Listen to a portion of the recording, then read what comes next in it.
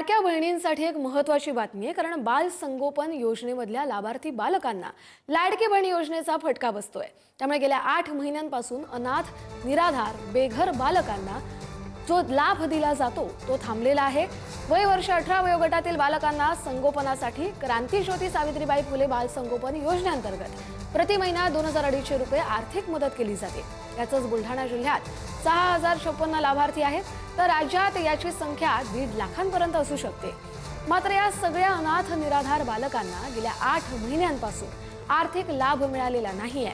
लाडकी बहीण योजनेचा या सगळ्या बालकांना फटका बसल्यानं एकल पालकांकडून मोठा संताप व्यक्त केला जातोय।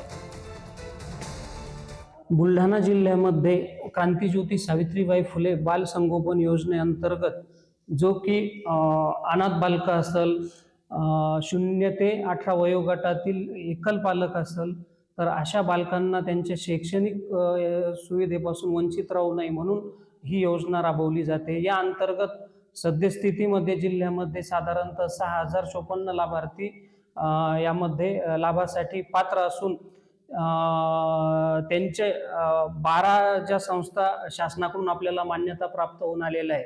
असा प्रकार आहे।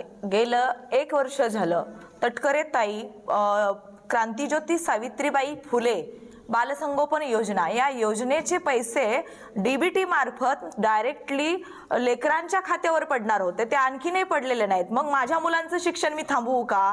तर माझंच मूल आहे असं नाही, तर तमाम महाराष्ट्रभरामध्ये ही जी गोंधळ उठलेला आहे ते एकमेव लाडक्या बहिणीमुळे उठलेला आहे। आणि इकडचा आणि ती संपूर्ण तिकडे लाडक्या बहिणीला दिला जातो आणि मुलांचं शिक्षण थांबते। आणि असं प्रत्येकाला वाटतं की आपल्या लेकराचं शिक्षण दर्जेदार व्हायला पाहिजे।